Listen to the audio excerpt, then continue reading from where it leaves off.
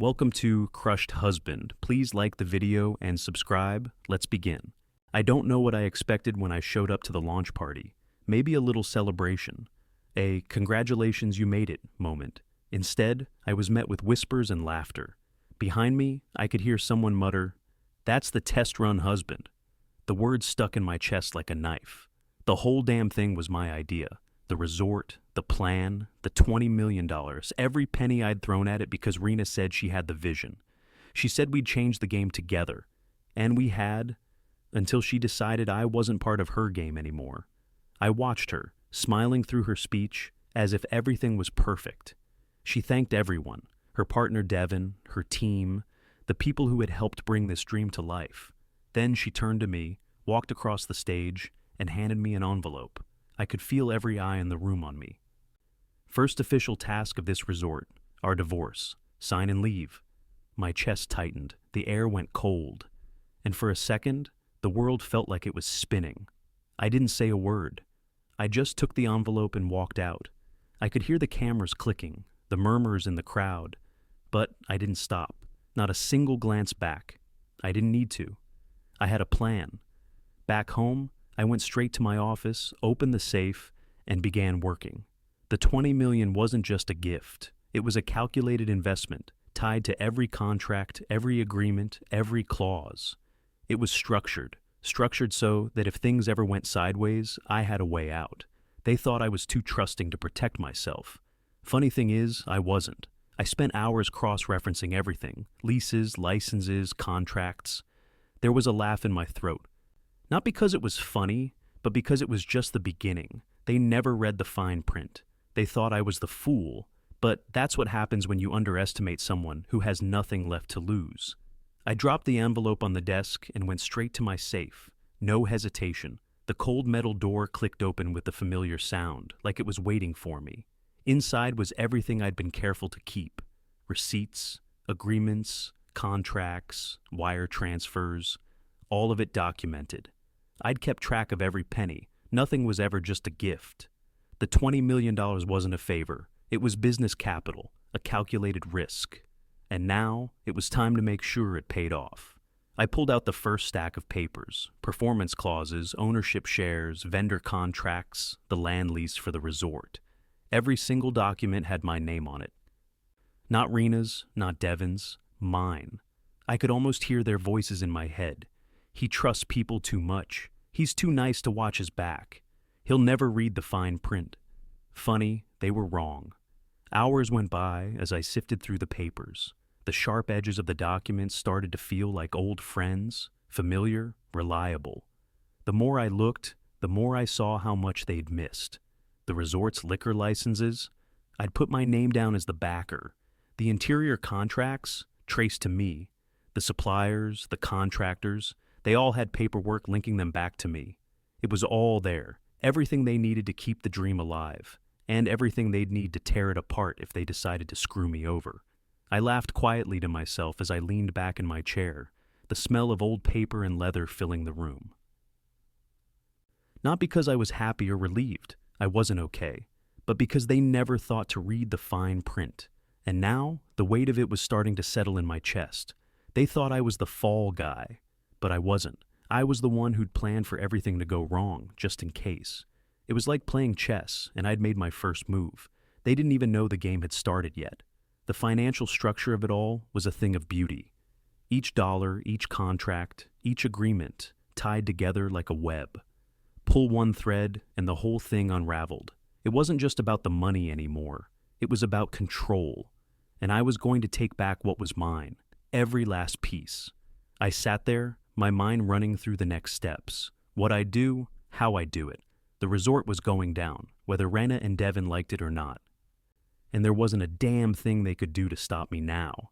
I stood up, paced the room for a minute, and then sat back down.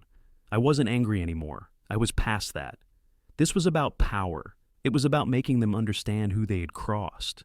Rena thought she could humiliate me in front of all those people. Thought she could take what was mine with a few words and a handshake. But she'd made a fatal mistake. I picked up the phone, made a call to my accountant. No reason to keep pretending like I was still playing by the rules. Cancel all payments to the resort, every last one.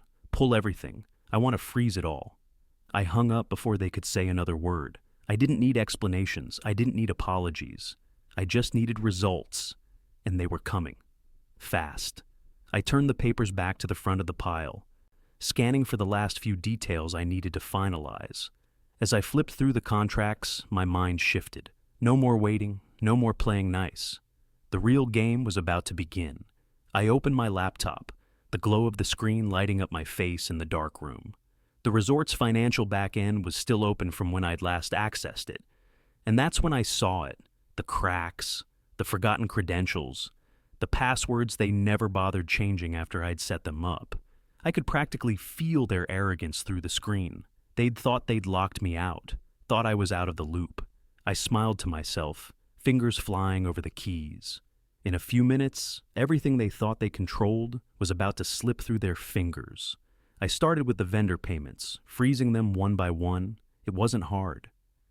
The system was clunky, built on old software that hadn't been updated since the place opened.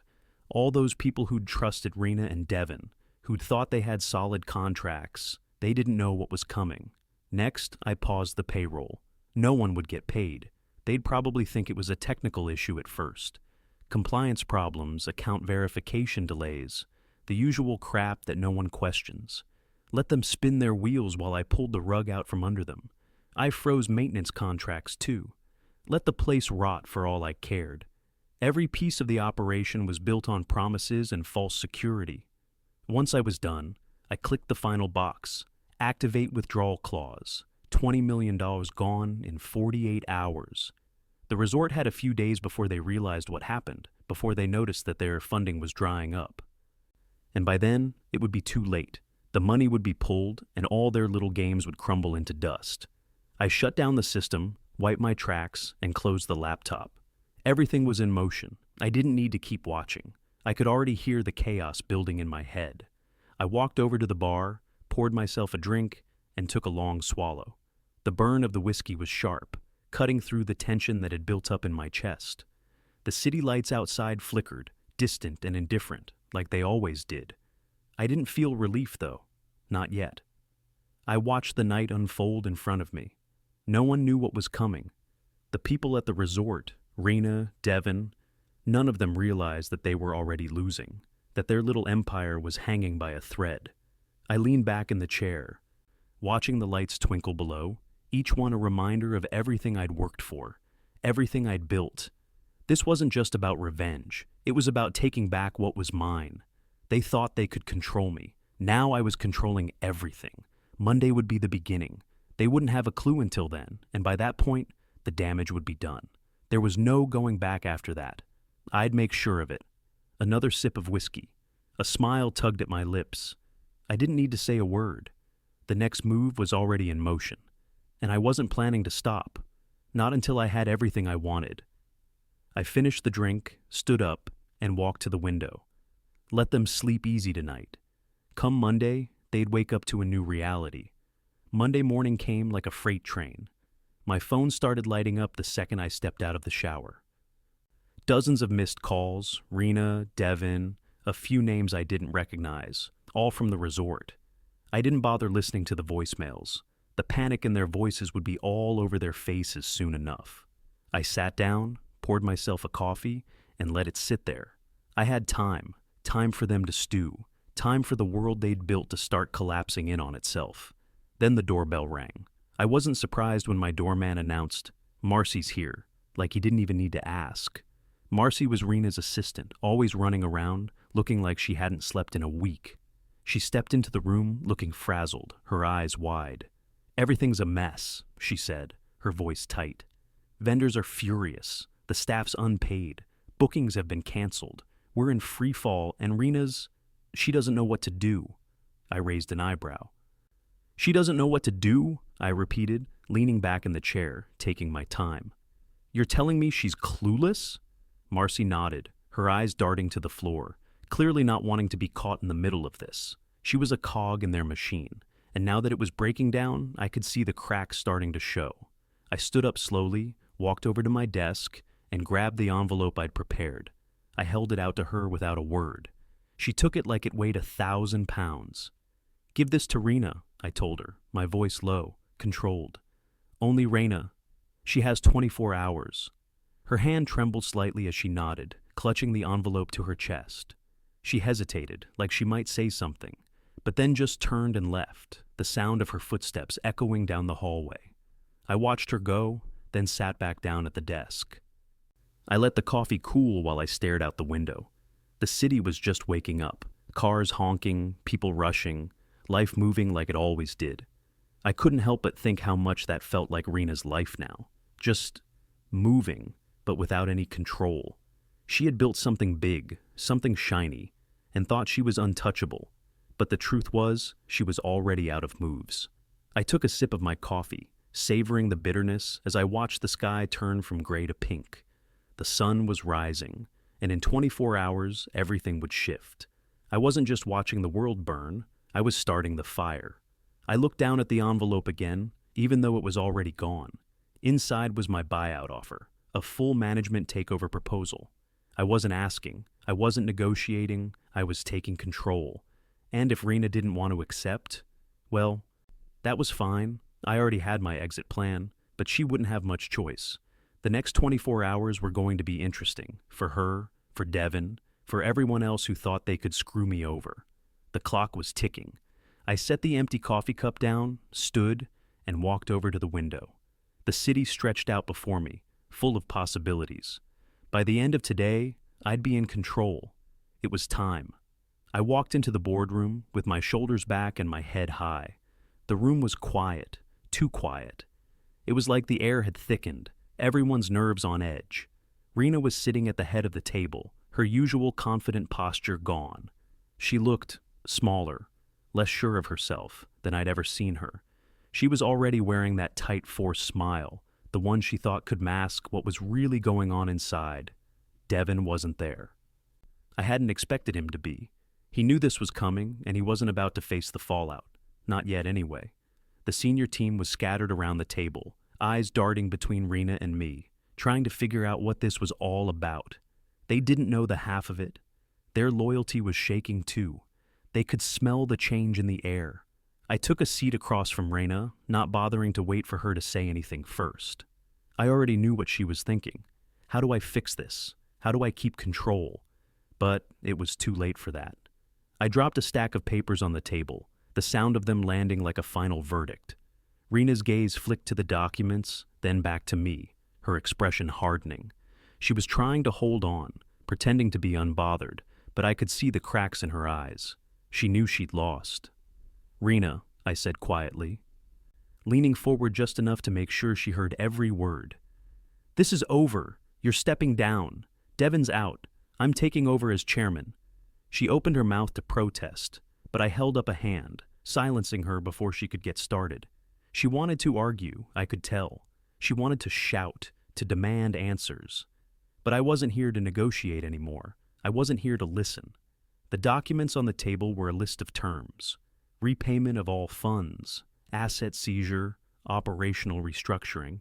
Everything I'd been setting up for the past week was in those papers. They were airtight, and they didn't leave her any wiggle room. "I'm buying you out," I continued, "and I'm taking control of this operation, all of it. No more tricks, no more lies. The terms are clear. If you want to walk away without being bled dry, you sign. If not, well..." I let the threat hang in the air, the silence swallowing the words that didn't need to be said. Rena's eyes flicked from the papers to me, her lips pressing together in a thin line. She was struggling, I could see it. This was the end of everything she'd worked for. The dream, the resort, the control. It was all slipping through her fingers. She wanted to argue, to fight, but she knew better than to try. There was no winning now. "I built this," she said, her voice tight, shaky. She was begging now, without realizing it. "This was my vision. You can't just take it from me. You're going to ruin everything. You can't..." I cut her off. "You did build it, and you built it with my money, my capital. You forgot who funded your dream, Rena. It's not just yours anymore. It never was." She closed her eyes for a second, like she was trying to hold back the tears, trying to maintain some of the dignity she'd lost in front of everyone. I almost felt sorry for her. Almost. But this wasn't about pity. This was about the consequences of underestimating me. The room was still silent. Everyone was watching, waiting. I knew what they expected, some big showdown, maybe a final act of defiance. But there was nothing left for her to fight with. I was done with the theatrics. "I don't have time for your regrets, Rena," I said, my voice sharp now. "Sign the papers. Walk away with whatever dignity you have left, or I'll make sure you don't get a penny." She hesitated, her fingers twitching near the pen. But it wasn't the fight in her anymore. It was just fear. Fear that I was right, that this was the end for her. Her control was gone, and there was no coming back from it. Finally, she reached for the pen, her hand shaking slightly, and signed. The sound of the ink hitting the paper was like a door slamming shut. I watched as she sat back in her chair, defeated, her shoulders slumped. She was broken, and she knew it. There would be no redemption for her here. The game was over. I stood up and turned toward the door without saying another word. I didn't need to. She wouldn't try to stop me. I had everything I needed. And as I walked out of that room, I felt it. The power shift. The control was mine now. Rena had handed it to me. And as for Devin, he'd be dealt with soon enough. A few weeks after taking control of the resort, I found myself in Queens, standing in front of a crumbling old brick building that looked like it was barely holding itself together. The kind of place you'd walk past without a second glance. Inside, the office matched the exterior, paper stacked high, fluorescent lights flickering, old coffee cups everywhere. There was no polish here, no shiny facade, just raw, gritty determination. The walls were covered in worn-out posters, the kind that spoke to the heart of small business owners, contractors struggling to survive against the giants. Lila Santos was the leader of this nonprofit, a construction safety group that fought for workers' rights, for small contractors who were getting crushed by big corporations with deep pockets and deeper connections. My advisor had mentioned her to me. Smart, dedicated, overworked, a fighter who didn't know how to quit. She sounded like someone worth meeting, someone who didn't play by the rules, and I respected that. She was in her late 20s, maybe early 30s, with dark, tired eyes that had seen too many battles. She was sitting behind a cluttered desk, a pile of contracts and safety regulations scattered in front of her like a battlefield she was losing. "Mr. Stevens?" she asked, standing up when I walked in. There was no smile, no attempt to make me feel comfortable. Just direct, like she'd been expecting me, or maybe dreading me. I didn't sit down right away. I wanted to see how she moved, how she carried herself under pressure. This wasn't a quick, easy conversation. She was a warrior, just like I was. Only we fought for different things. "You're Lila Santos?" I asked, even though it wasn't a question. She nodded, still standing, her posture as tense as the room. I gestured to the chair across from her. "Sit. We need to talk." She hesitated, but only for a second before sitting down. Her eyes never left mine, like she was sizing me up, trying to figure out what kind of game I was playing. "I'm sure you know why I'm here," I said, keeping my voice steady, but with enough weight behind it to make sure she understood. "You're doing good work. I've seen your impact. But you're bleeding money, and if something doesn't change soon, you won't last much longer." She didn't flinch, but I could see the frustration in her eyes. "I don't need you to tell me that," she replied, her voice sharp. "We've been here before. The funding's been drying up for months, but we keep fighting, because we have to." I liked that. I respected it. But I wasn't here for a pep talk. "I'm offering you $10 million, I said, watching her carefully. She blinked, like she hadn't processed what I said at first. "Excuse me?" Her voice was low, almost disbelieving. $10 million, I repeated. "No strings attached. I'll take an equity stake and a board seat. But the money is yours, to do what you want with it." She shook her head, clearly trying to wrap her mind around the offer. "Why? What do you get out of this? What's the catch?" I leaned forward, finally sitting down. "You're building something real here, Lila, something that matters, but you're doing it with one hand tied behind your back. I want to help you untie that hand. No politics, no bullshit, just a chance to take this to the next level." She stared at me, the wheels turning in her head. I could see the doubt, the hesitation. She didn't trust me, and I didn't blame her. People like me didn't just throw around $10 million for nothing. But I wasn't asking her to trust me. I was asking her to trust the mission. I didn't speak for a moment, letting the silence settle between us. I watched as she leaned back in her chair, her fingers tapping against the desk, her mind working through the offer. And then, without warning, the tears came. She didn't sob, but I saw her eyes well up, the weight of everything she'd been carrying crashing down on her. She wiped her eyes quickly, as if embarrassed, but I could see it. The relief, the disbelief. She wasn't used to getting help. She was used to fighting alone. I didn't cry. I wasn't going to. I wasn't here for a show of emotions. I was here to change things. And I could see that this was the break she needed. She cleared her throat, trying to compose herself. "You have no idea what this means," she said quietly, her voice still shaking slightly. "We've been scraping by for years, trying to make a difference. But the funding's been impossible. This could change everything." I nodded, the corner of my mouth twitching upward. "Let's build something better," I said. It wasn't a promise. It was a plan. She nodded back, still processing, still overwhelmed. But there was something else in her eyes now. It wasn't just gratitude. It was a fire, the kind of fire that could change the world. And for the first time in a long time, I felt like I was on the right side of things. I stood up and extended my hand. She looked at it for a second, like she wasn't sure whether to shake it or not. Then, slowly, she reached out and grasped it firmly. "Thank you," she said, her voice steady now. "This is the beginning of something huge." I gave her a small smile, knowing she was right. This wasn't about saving her nonprofit. It was about building something that could outlast all the bullshit that had been holding people like her back for so long. We were going to make it work. A couple of days later, I got a message from Rena. She wanted to meet. She said it was time to align our public narratives. It took everything in me not to roll my eyes at that. We agreed to meet at a midtown cafe, a neutral spot. When she showed up, she was wearing a sharp suit, the one she always wore when she wanted to look in control. But there was something different about her today. The smile she gave me was tight, more practiced than sincere. I took the seat across from her, already knowing what was coming. She slid a press release across the table, glossy paper catching the light. "Here's what I've prepared," she said, her voice a little too calm. "I think it's time we control the narrative before the media spins this any further." I glanced at it. She'd written the usual corporate spin, talking about challenges, learning from mistakes, a commitment to excellence moving forward. But I wasn't buying it. I didn't even need to read the whole thing to know it was a cover-up. I laughed, short and bitter. "This reads like a joke." She frowned, not expecting that reaction. "What do you mean?"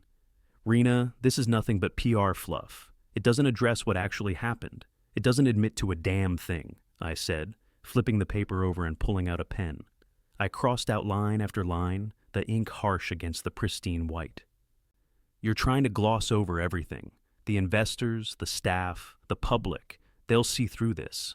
It's just another lie." She leaned back in her chair, arms crossed, her eyes narrowing. "I don't see what's wrong with it. It's a professional statement. We can't get into the personal stuff." "Oh, really?" I said, leaning in, voice dropping a little lower. "You want to leave out the part where you're the reason this place fell apart? Where you slept with your business partner and tried to screw me over? Yeah, that's the part the world deserves to know about. That's the real reason we're here. Don't make me do this for you." Rena opened her mouth, then closed it again, her face flushing. She was trying to hold on to whatever pride she had left, but it was slipping through her fingers, just like everything else. "You can't make me admit to that," she said quietly, her voice barely above a whisper. She wasn't looking at me now, staring down at the table instead. I leaned back, letting the silence hang in the air for a moment. "I'm not making you do anything, but if you want to keep the slightest bit of respect, if you want to salvage your reputation, you're going to own up to what happened, the affair with Devin, the lies, the damage you've caused." She was still quiet, her fingers fiddling with the edge of her napkin. She didn't want to admit it. Hell, I didn't expect her to want to.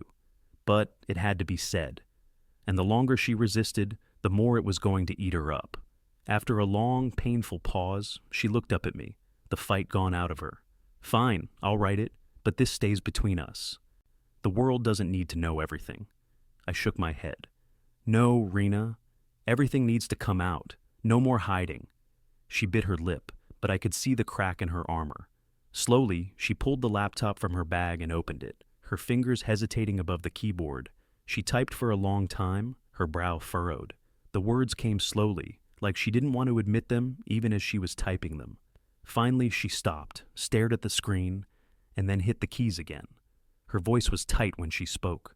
My personal decisions compromised our professional partnership. I nodded. That was it. It wasn't enough to fix things, but it was a start. I'd made her face it, even if it was only for the public. You know what you have to do next, I said, crossing my arms. Hit schedule. Make it public.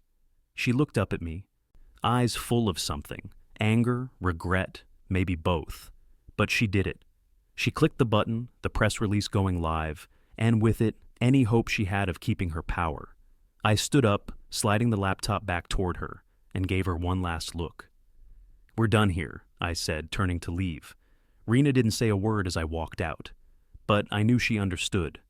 There was no going back now. She'd signed her fate, and the world was going to watch as it all came down. The press release hit the internet, and within minutes, everything exploded. Social media, business outlets, industry blogs. Everywhere I looked, people were talking. Some praised Rena for owning up to her mistakes, applauding her courage to finally speak the truth. Others tore into her for the affair, the deceit, and the damage she'd caused. There was no middle ground. And then there was me, the one who'd pulled the strings. The reactions were predictable. The industry had been waiting for a scandal like this. Investors and employees saw it for what it was, a broken empire with a crumbling foundation.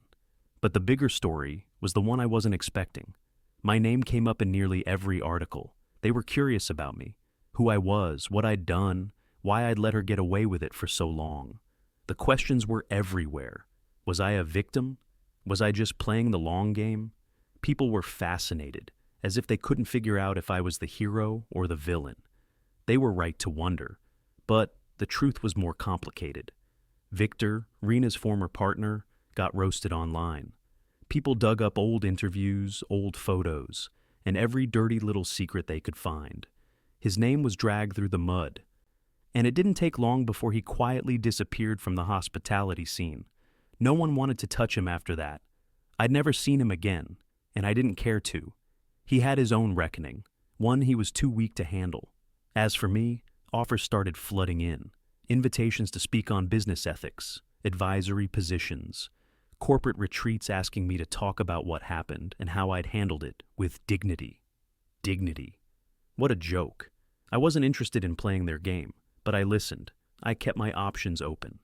Then the phone rang late one night while I was nursing a glass of whiskey on the balcony. The number was unfamiliar, but when I answered, I knew who it was before he spoke. Jason, it's Rick, Rena's father, a retired hotel magnate, someone whose reputation I had never bothered to care much about. But he had one thing that still mattered in this industry: influence. I just wanted to thank you, he said, his voice gruff but steady, for handling this with dignity. Not everyone would have done that. I respect it. I could hear the faintest trace of sincerity behind his words. It was an odd moment, like I'd crossed some invisible line into a world of respect I hadn't expected. I did what I had to do, I replied. For the people who were left in the wreckage, not for her.